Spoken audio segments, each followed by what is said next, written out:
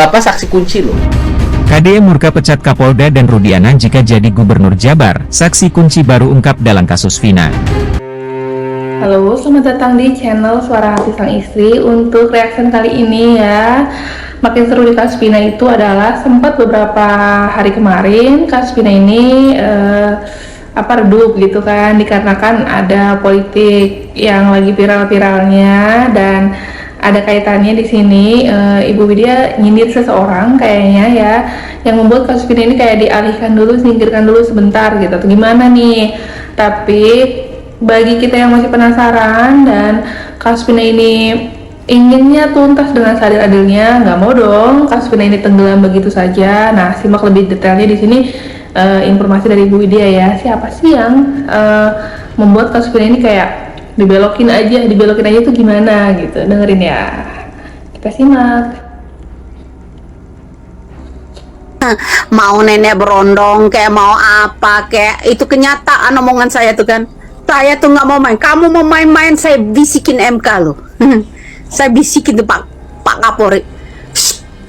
Pak Kapolri, urusan kasus Vina cepat bungkam. Ada yang main-main nih. Ya, ada yang main-main urusan kasus Vina ini, belokin aja, belokin ya. Nanti urusannya ini mau pilkada ya. Kalian main-main saya bisikin itu Bapak Kapolri, bilang sama Bapak Kapolri, urusan Rudiana jangan diungkit-ungkit dulu ya. Kalau enggak lu pecat ya, gue pecat lu. Ya. Siapa itu ya sebenarnya? Itu kan saya gigit dengan cara saya sendiri.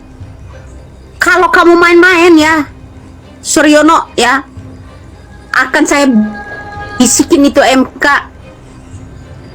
Saya bisikin itu yang namanya Kapolri ya. Kamu mau main-main kasus Vina? Saya bilangin loh ya. Dengar, kamu mau main-main dengan kasus Vina ya, gue penjarakan loh, gue tangkap loh ya. Ingat, gue penjarakan loh. Kamu mau main-main, main apa kamu? Mau main pilkada? Mau gak main gubernur? Ya di sana ada keluarga gua.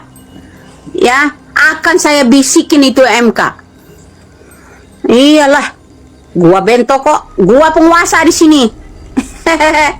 Ya, gua penguasa di sini. Ya, kalau kamu mau main-main, ya masalah pilkada hadapi dulu gua. Mau main-main kamu? Akan saya bisikin melalui MK kalau kamu mau main-main gubernur, mau main-main pilkada. Ya, semuanya akan saya rubah biar kau nggak bisa masuk situ, anak saya bisa maju. Ya, lawan kau pakai cara saya sendiri. Main-main kau. Ya. Apapun itu ya yang berkaitan sama politik atau kasus Vina ini diputar balikan atau dibuat belok atau apapun itulah, ya udahlah, semoga kasus Vina segera selesai. Nah, alhamdulillahnya ada saksi lagi baru nih. Ini terkait kesaksiannya yang sebelumnya itu pernah bareng sama Sudirman, tetanggaan atau gimana. Tapi emang Sudirman ini dikenal banget sama orang ini. Kita dengerin ya bareng-bareng dan isi komentarnya di kolom komentar nih, siapa dia sebenarnya. Bapak saksi kunci loh. Bahwa pada waktu malam minggu itu ada di rumah. Yang benernya gimana? Ya Pak, Bapak gimana cara mengingat peristiwa 8 tahun yang lalu? kebetulan waktu itu kan kita itu pacaran Pak. Bapak ngapel Iya, ke kakaknya ini. kakaknya Arfa. Rumahnya mantan pacar Bapak itu sebelahan sama rumahnya Sudirman. Iya, Oh, itu Pak. Bapak ngapel ke situ.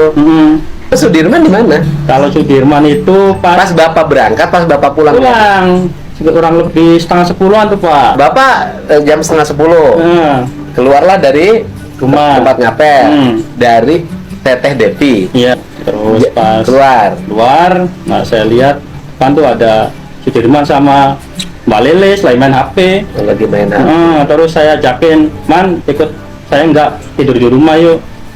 Enggak lah Om, di sini aja. Oh, tidur di rumah.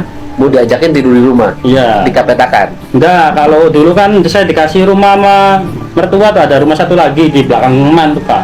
Nah, bagaimana Bapak mengingat bahwa ngapel waktu itu dan ketemu Sudirman dan lagi main HP sama adiknya Lilis, bahwa itu tanggal 27 Agustus? Ya waktu itu kan saya tiap malam minggu tuh Pak, Dirman tuh selalu ikut saya. Nah kebetulan malam minggu itu nggak ikut, itu yang bikin ingetnya. Tiap malam minggu? Malam minggu hampir tidur di rumah. Suka ikut? Suka ikut. Oh, malam itu nggak ikut? Nggak ikut, itu yang bikin inget. Yang membuat ingat itu karena malam itu tidak Nggak ikut. ikut. Oh, Sudirman itu kalau pulang ke Petak, Sudirman suka ikut? Suka ikut, ajakinnya buat temen ngobrol, Pak, ngopi gitu. Sama Sudirman tuh? Iya, emang orang banyak diemnya, tapi kan lumayan buat teman Pak. Iya. Bapak ketahui tentang Sudirman kalau ngomong nyambung nggak? Iya, banyak nyambung, cuman banyak diemnya Pak. Mau kalau suruh-suruh ya cepat gitu, tapi kalau ngobrol banyak diemnya. Kalau ngobrol banyak Diemnya kalau nggak diduluin ya diem aja Pak.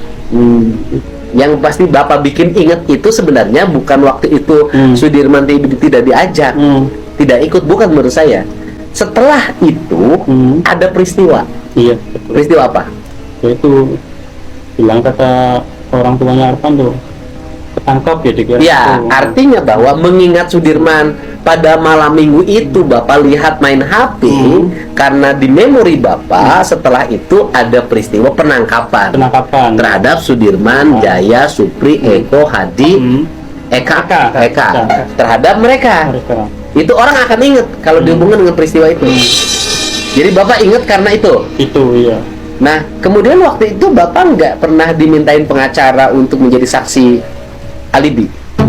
Belum pernah benar. Belum. Waktu itu belum pernah. Belum pernah. Oke, waktu itu belum pernah sama sekali. Di BAP belum pernah. Belum pernah. Nah, kalau begitu kan Sudirman kan kalau sekarang kan sudah bergeser kan, sudah ada di Bancai. Kemudian mungkin sebentar lagi bisa pindah ke Cirebon. Nanti punya pengacara. Dan kemudian nanti mengajukan PK. Bapak saksi kunci loh. Iya. Kalau yang lain saksi kuncinya banyak, karena yang lain itu argumentasinya adalah waktu itu di Bu Nining ke rumah Hadi, ke rumahnya Pak RT Pasren. Saksinya banyak. Kalau Sudirman kan tidak ikut pada pertemuan itu. Dia datangnya pagi-pagi menurut pengakuan yang lain. Ya berarti Bapak ini saksi kunci berdua. Siap Bapak jadi saksi kunci? Siap Pak. Nah, artinya menjadi saksi fakta di PK nanti untuk Sudirman. Sudirman, ya. Siap. Bapak ini kenapa nggak dari dulu sih? Ya takut Pak. Clear sekarang. Berarti saksi-saksi sudah mulai disiapkan ya untuk PK 6 terpidana sebentar lagi 4 September. Sama nanti PK Sudirman juga ini salah satu temannya atau sempat kenal dengan Sudirman lah gitu, sempat nyapa juga Sudirman yang di rumah sedang main HP gitu kejadian malam penangkapan itu. Ya udah, kita simak lagi dari suara hati netizen ini tuh ya. Dari beliau bilang kalau Sudirman kan punya kekurangan. Nah, sampai segitunya ya, kenapa hanya mengincar Sudirman yang dipisahkan dari 6 terpidana lain salah satunya ya. Dan semoga Sudirman katanya akan segera dipindahkan ke lapas Kesambi Cirebon supaya bisa leluasa nanti keluarganya untuk nengok dan lain-lain. Tapi ini yang paling janggal adalah kok polisi beraninya sama Sudirman ya, yang mungkin dari sisi mental kurang gitu dibanding 6 terpidana lain. Itu sih yang jadi pertanyaan besar ini. Simak langsung aja dari suara hati netizen. Sudirman itu tidak seperti yang diisukan di media sosial kalau dia itu hidup enak, tinggal di hotel. Ternyata dia juga mengalami penyiksaan. Bahkan baru-baru kemarin waktu Peggy Setiawan Kuli Bangunan ditangkap itu sampai disiram air panas loh. Siapa itu Sudirman?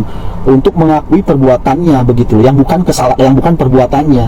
Ini kan udah keterbelakangan mental aja masih disiksa, disiram air panas. Ini bukannya orang keterbelakangan mental itu kesakiannya cacat ya. Ini sampai segitunya loh polisi ini untuk mempertahankan jabatan sampai harus menyiksa orang yang keterbelakangan mental. Saya jadi berpikir gimana ya kalau polisi ini dikelola oleh swasta aja lah begitu loh. Karena tahu sendiri regulasi di BUMN, di PNS, di apa itu buruk gitu loh. Mereka itu apa? Tidak mungkin dipecat, banter-banter dimutasi. Jadi makanya orang banyak berlomba-lomba ingin jadi PNS karena pekerjaan abadi yang tidak mungkin dipecat itu ya PNS, aparat, BUMN gitu. Ini melahirkan satu mental yang buruk gitu. Akhirnya melayani itu seenak jidatnya karena nggak mungkin dipecat.